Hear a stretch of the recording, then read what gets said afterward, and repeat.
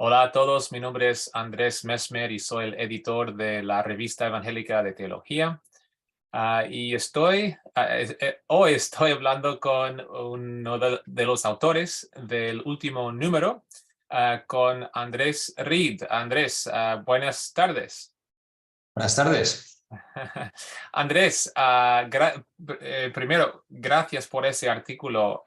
¿Nos puedes contar un poco de lo que haces, de dónde vives y lo que haces? Vale, pues gracias. Yo me estoy conectando desde un pequeño pueblo que se llama La Media del Vallès, cerca de la ciudad de Barcelona, en España. Aquí sirvo como director de una escuela de teología a distancia, la Escuela Evangélica de Teología. Tengo el privilegio de ser el director de la escuela y doy diversas materias, entre las cuales esta predicación homilética. Entonces, también estas materias las doy en otros entornos, en otros seminarios también, cuando se me invita a hacerlo, como IPSTE, como también el espacio dentro del movimiento de predicación expositiva, de taller de predicación. Ok, genial. O sea, una vida dedicada a la enseñanza, a la predicación, y a enseñarlo a los demás, ¿no?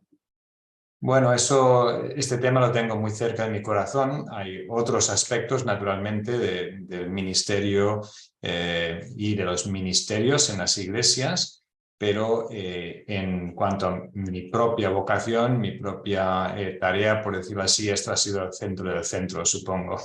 Ok, pues eso explica un poco de la razón por la que has escrito este artículo, me imagino, ¿no? Aquí estamos en la página web de la red, de la Revista Evangélica de Teología, y aquí abajo podemos pinchar aquí, ya lo he hecho, y aquí en este número sale tu artículo: ¿Qué se predica en España? Un acercamiento a 10 iglesias evangélicas ilustrativas, y aquí con el resumen, y es un artículo de unos 14 páginas. Y bueno, ¿nos puedes contar un poco, Andrés, por qué escribir 14 páginas sobre qué se predica en España? ¿Por qué este artículo? Bueno, en primer lugar, porque realmente hay muy poca literatura que nos diga, que nos dé datos fehacientes sobre lo que se está predicando en las iglesias evangélicas en España. Y es que en este momento, después de la pandemia, tenemos una nueva oportunidad de investigarlo de forma mucho más fácil que se venía dando antes. Muchas iglesias descubrieron en la pandemia la facilidad de difundir sus mensajes por medio de vídeo colgado en la red, primero en vivo y después en diferido. Y claro, eso queda como un rico colectivo de material que se puede investigar con mucha más facilidad de lo que habría sido posible anteriormente. Pero el por qué investigarlo, pues por la importancia que tiene para la vitalidad de una iglesia el que se predique con fidelidad al texto bíblico, el mensaje allí hallado, pero que sea aplicado de forma pertinente a la sociedad actual. Demasiadas veces tenemos predicaciones que adolecen por un lado o por otro, ¿no? O sea, o bien en un afán de llegar con relevancia a la sociedad actual, realmente no hacen ningún intento serio de trasladar lo que el pasaje bíblico está diciendo. Y el otro lado es, pues a veces escuchamos estudios exegéticos muy secos, muy áridos, que realmente no terminan de conectar con la sociedad actual, ¿no? Y la importancia de esta cuestión es tremenda, porque si no se edifica la vida de una iglesia en y sobre el mensaje de la Biblia, pues iremos incorporando influencias que afectarán a la vida de los creyentes y a la comunidad, desviándola de lo que Dios pretende y quiere hacer entre nosotros, ¿no? Entonces, esta es la importancia del tema y el hecho de que pues, es muy difícil hasta ahora encontrar algún estudio que nos diga cómo vamos, qué se está haciendo. Mm. Y ya siempre me ha chocado que como protestantes, sobre todo como protestantes y además como evangélicos, que ponemos tanto énfasis en la palabra predicada, pero aún así, como has dicho, no lo tomamos lo suficientemente en serio. O sea, no invertimos, digamos, suficiente tiempo en formarnos para saber cómo predicar bien, porque eso realmente es el plato principal que estamos ofreciendo a la gente de domingo en domingo, ¿no? Y sí, si te he entendido bien, has dicho que por un lado hay predicaciones fieles al texto, pero secas y quizá un poco aburridas, y por otro lado, quizá mensajes muy emocionantes y tal, pero suelta del texto, ¿no? Y esos son los dos, eso es su metodología, esa es tu metodología o tu manera de evaluar si es un mensaje, una predicación es buena. No son los únicos criterios, pero son dos tipologías de predicación que son muy recurrentes. Entonces, claro, podemos hablar de la eficacia en la transmisión, ¿no? Si el vocabulario se entiende, cuestiones netamente homiléticas, de gestos y todo este tipo de cuestiones. Eso no está en el campo de investigación realmente de este artículo, ¿no? Tiene su relativa importancia, pero no está centrado allí este artículo en cuestión. Pero las cualidades de una buena predicación, ¿cuáles son? ¿No? En primer lugar, tiene que ser fiel al texto, o sea, que el mensaje venga de la Biblia. Pero eso lo podemos medir. Todos los protestantes, todos los evangélicos, en principio decimos, sí, es muy importante que enseñemos la Biblia. Pero ¿cómo saber si una predicación realmente esto lo está haciendo o no? Entonces, en este artículo, pues lo que hicimos fue investigar esto, proponer una serie de medidas que se pueden aplicar para evaluar eso. Entonces, una segunda cualidad que una buena predicación debe tener es que en su aplicación debe hacer aplicación natural del texto y relevante a su contexto. Entonces, esto también se puede medir. Hay preguntas que nos podemos hacer que nos permiten evaluarlo. Si no evaluamos, no sabemos dónde estamos, y si no sabemos dónde estamos, no podemos mejorar, ni para corregir errores, ni para mejorar lo que ya es bueno. O sea, no podremos nunca pasar de una predicación medianamente buena a una excelente si no medimos de forma objetiva en qué punto estamos. Y después podemos añadir otros aspectos de la predicación, pero estos son las dos áreas más importantes. Fidelidad al texto, relevancia en la aplicación y después podríamos hablar de la claridad en la organización del material. Aunque esto es, como digo, un tema aparte que también se puede estudiar, pero este artículo se mueve en esos dos primeras áreas. Ok, eso es útil, eso es interesante también. Pues hablemos un poco entonces del artículo que has escrito. ¿Qué es el argumento que estás montando y cuáles son las conclusiones principales? ¿Qué habéis encontrado en este estudio?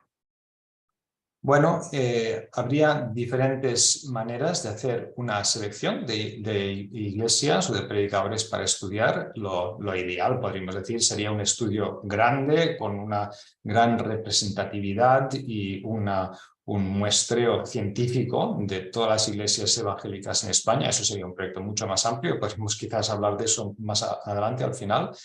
Pero entonces, para hacer un primer estudio, lo que hicimos fue seleccionar 10 iglesias que ilustraran la variedad de las iglesias evangélicas en España, porque hay más de 3.000 iglesias, pero sí pertenecen a ciertas agrupaciones de iglesias o de ciertos tipos de iglesia, y entonces lo que hicimos fue seleccionar una de 10 tipos de iglesia, podríamos decir, que además fueran iglesias influyentes en su contexto, y seguirlas durante un mes, porque sí que es verdad que un determinado domingo se podría ver lo que se predicó, pero quizás el resultado pues entra en mucha casuística, ¿no? ¿Predicaba el pastor principal o no? ¿Predicaba otra persona? ¿Predicaba alguien invitado que ni siquiera era de la comunidad? Muchas veces podríamos decir, pero ese domingo no era representativo de la realidad cotidiana de la iglesia. Pero si se sigue una iglesia durante 4 domingos, sí que ya tenemos bastante información sobre la dieta habitual en esa iglesia. Y entonces, pues con un equipo, también buscando evitar sesgos, entonces las personas con una misma herramienta de evaluación, una misma hoja de evaluación, pero nunca en la misma iglesia o nunca el mismo predicador. Entonces, haciendo una rotación para evitar sesgos, pero con una herramienta estándar, fuimos buscando datos. En el artículo pues vienen datos generales, o sea, cuántos varones, cuántas mujeres, cómo de largo eran las predicaciones, curiosamente más largas de lo que yo pensaba, muchas superan la hora. Esto fue un poquito una sorpresa para mí descubrirlo, que todavía tenemos predicaciones muy largas y congregaciones que las soportan al menos o agradecen. Pero ya yendo a datos más significativos, hicimos preguntas en el área de cómo se trataba el texto. Por ejemplo, si se respetaba o no el contexto en el que se hallaba el texto que se predicaba. Si se hacía un intento serio, claro, aquí entra el evaluador o la evaluadora, pero se estaba intentando trasladar cuál era el mensaje central de este texto, sí o no. Lo que se traslada respeta la intención del autor bíblico, porque muchas veces el autor bíblico nos lo dice explícitamente o implícitamente cuál era su intencionalidad al escribir este salmo o incluir esta narrativa histórica o lo que fuera, ¿no? Y se puede ver muy claramente si el predicador o la predicadora en su predicación está usándolo para lo mismo, ¿no? En una caja de herramientas pues tenemos un serrucho y tenemos un martillo, y el serrucho no vale para lo mismo que el martillo. A veces los predicadores cogemos un destornillador y estamos dando golpes como si fuera un martillo, ¿no? Es esto, detectar esto, y hay pues hasta 7 preguntas que podemos hacer que nos generan una manera de ver si la predicación es expositiva, o sea, si de lo que está en el texto lo expone, lo abre, lo explica para el oyente, o si el texto está por allí, pero realmente no es el centro de lo que el mensajero está hablando. Entonces, esto fue una primera área que estudiamos. Y los resultados, pues, mixtos, ¿no? Algunas exposiciones realmente excepcionales, brillantes, muy buenas, pero demasiadas realmente no parecen haber hecho un intento serio de realmente plantearse qué quería decir Mateo, qué quería decir David, qué quería decir Pablo. No lo que yo quiero decir, sino qué pretendía trasladar el autor bíblico. Y si decimos que solamente más o menos una predicación de 4 realmente fueron expositivas, esto es un resultado un poco triste, ¿no? O sea, 28% cumplieron con estas características para ser expositivas. Y ojo, esto no tiene que ver ni con el estilo, ni con el formato de la predicación. No. Las preguntas son, ¿se respetó el contexto? O sea, puedes usar 4 textos diferentes en una predicación, pero respetando esos 4 contextos, o puedes hacer una predicación con 4 textos donde no respetas esos 4 contextos, ¿no? Entonces, este primer resultado principal fue un poquito desalentador, además siendo iglesias con influencia en sus entornos. Tú, ¿por qué es así? O sea, los resultados que has encontrado aquí en España, y no sé si lo has estudiado o si has visto otros estudios, pero es un problema, bueno, yo lo veo como un problema, quizá no es, pero es así Alemania, en Estados Unidos, en China, en otros países. Es algo único al siglo XX y XXI.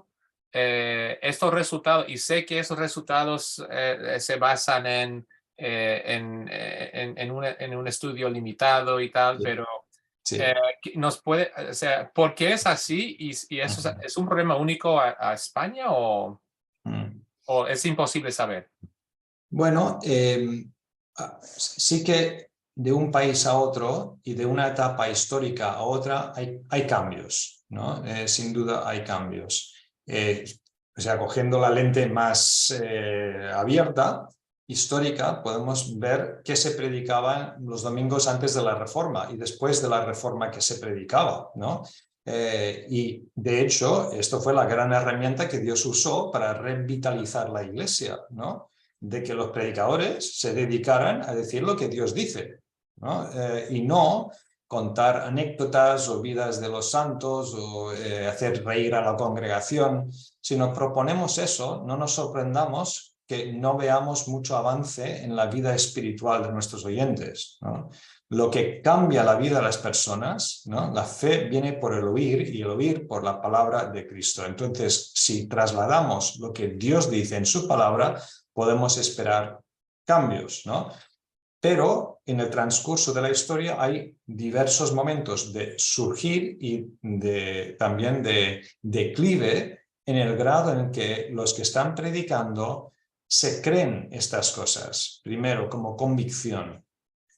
Tengo que decir que en general en España tenemos poca convicción de que sea importante hacer un estudio serio todas las semanas de la palabra de Dios antes de pasar yo al púlpito. Hay algunos que defenderán, no, el Espíritu en el momento me dará las palabras, ¿no? Bueno, es interesante pensar que el Espíritu Santo inspiró la Biblia y tardó 1600 años en hacerlo, ¿no? Entonces, el poder y la vitalidad del Espíritu no está reñido con un proceso cuidadoso, curiosamente. No con esto decir que, claro que yo puedo prepararme para predicar un cierto mensaje y Dios mostrarme que no es el mensaje para hoy. A mí me ha ocurrido, ¿no? Ocurrió en un momento que falleció el hijo de alguien de la congregación de forma repentina y el mensaje que yo tenía preparado para ese domingo no era el mensaje para esa situación, ¿no? Pues con la guía del Señor dejamos eso de lado y hacemos otra cosa. Pero normalmente Dios quiere usar los medios que ya nos ha dado, incluido su palabra, ¿no? Entonces hay una cuestión de convicción.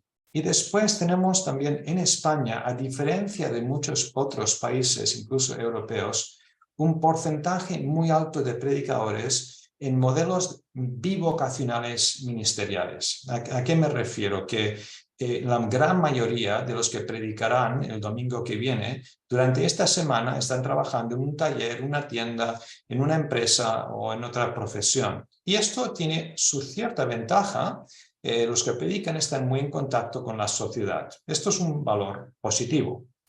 Negativo, el hecho de que hay tan poco tiempo disponible. Y si esta persona es el pastor de la congregación, tiene la sensación de que no hay tiempo y que entonces, pues con menos atención saldremos del paso, ¿no? Y pues ya pues estudio un poquito, leo un poco un pasaje, alguna idea, alguna ilustración que me viene y ya con esto será suficiente, ¿no?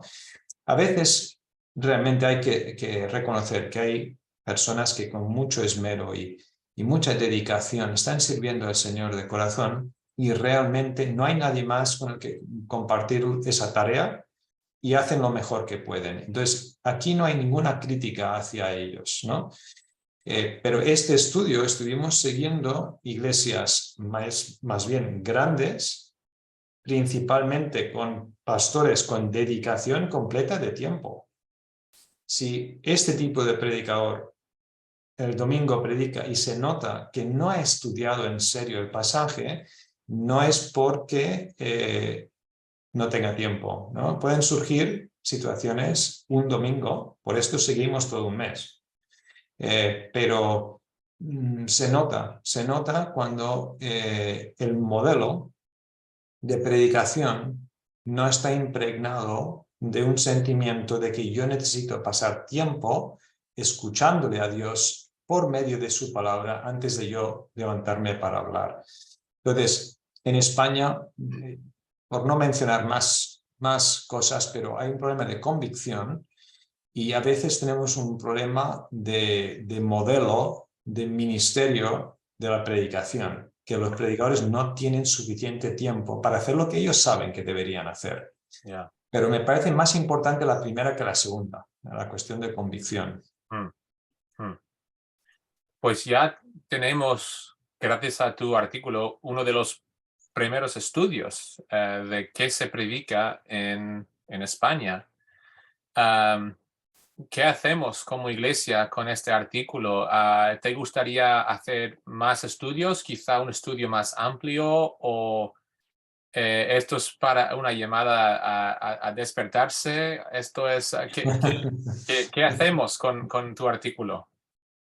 Bueno, tendría diferentes posibles vías de desarrollo.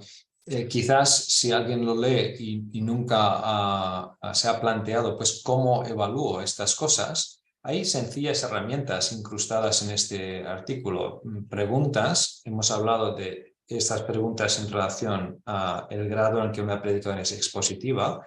Hay otro bloque de preguntas sobre hasta qué punto relaciono mi tema con el gran tema de la Biblia, con la gran historia de la Biblia. Es igualmente importante esto, porque si no hago predicaciones moralistas, hablo sobre el matrimonio y doy mis 3 ideas sobre ello, pero una persona que me escucha, que nunca ha estado en una iglesia evangélica, piensa que entonces el evangelio son reglas. Haz esto, haz aquello, no hagas esto y no hagas aquello.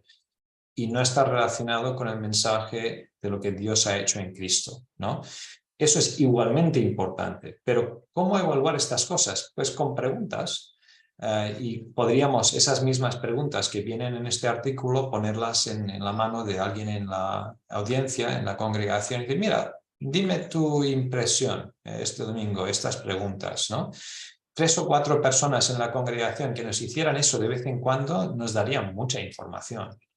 Entonces, esto es un posible uso del artículo, de dar pues, una sencilla herramienta que podría aplicarse a nivel local de una sola iglesia o un grupo de iglesias para formar nuevos predicadores también, para darles pautas, ¿no? ¿Qué es esto que estamos intentando hacer cuando predicamos?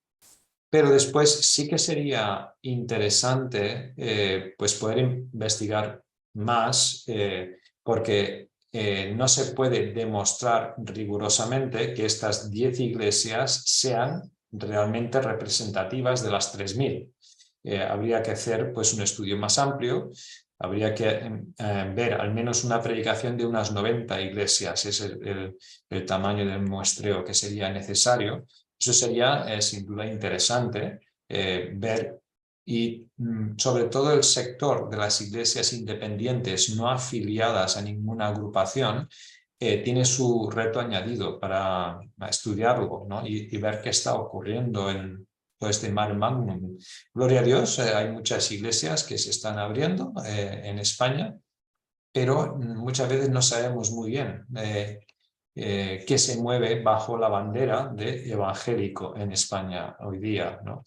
Entonces sí sería interesante estudiar más iglesias, sin duda, para tener una idea, una imagen más completa y representativa de nuestra actualidad.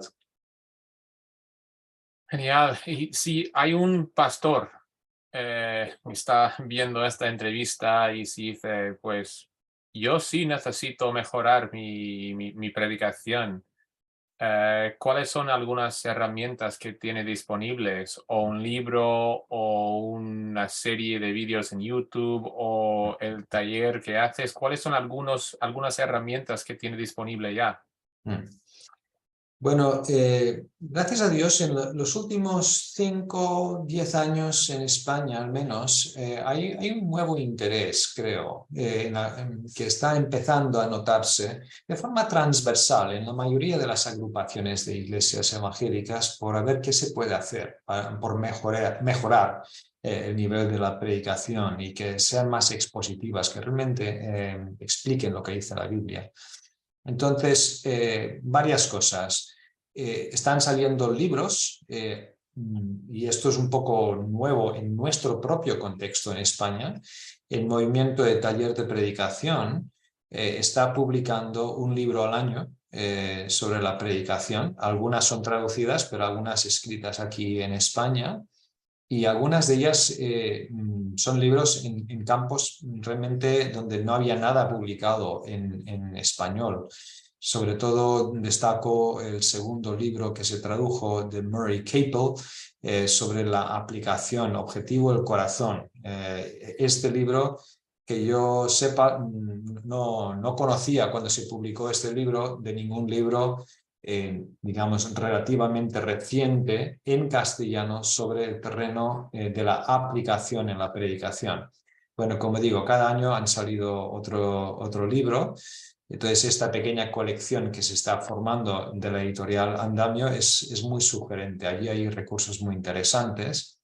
Todo y que si alguien me pidiera una recomendación de un solo libro en la predicación, probablemente recomendaría la de Michel Sugelen, Delante de Dios y de parte de Dios, porque reúne diferentes aspectos. Nos ayuda a pensar sobre qué es la predicación y también aporta algunas ayudas prácticas sobre cómo prepararnos, ¿no? No todos los libros cubren estas dos áreas.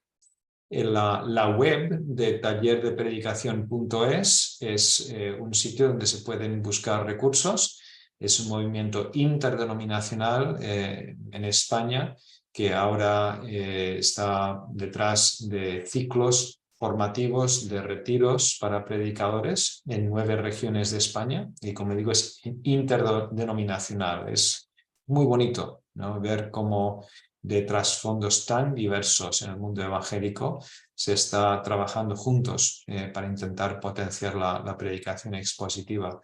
Entonces, estos serían dos recursos enseguida que me vendrían a la cabeza, además del libro que menciono. Pues Andrés, muchas gracias por haber invertido tanto tiempo en este artículo y también a tu equipo también por haber estudiado las iglesias y sus predicaciones. Gracias a todos y pues gracias por esos recursos que nos has mencionado. Así que no sé si tienes algunas palabras finales o compartir algo más de lo que haces o... Bueno, nosotros en la Escuela Evangélica de Teología somos una escuela a distancia, ¿no? Entonces siempre estamos intentando ayudar a este perfil de personas bivocacionales, ¿no? Darles herramientas donde están.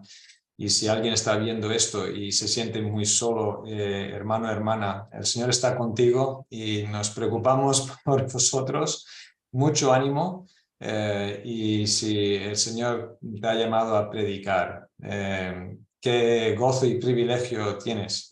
Y siempre me gusta esa pequeña frase de Pablo, que la palabra de Dios corra. Que no que gatee ni que ande, sino que corra. Y que el Señor te bendiga muchísimo si esa es tu labor y tu tarea. Gracias por invitarme a esta entrevista. Okay. Buena palabra para terminar ahí. Muchas gracias y como siempre os invitamos a visitar la página web de la revista evangélica de teología para descargar gratuitamente este artículo y todos los artículos publicados en este número y también de números anteriores. Y si eres autor, si tienes una buena idea, un buen artículo o una reseña de un libro, os invitamos a enviárnoslo. Y se encuentra nuestro correo electrónico en la página web de la revista. Así que muchas gracias por acompañarnos y nos vemos en la próxima entrevista.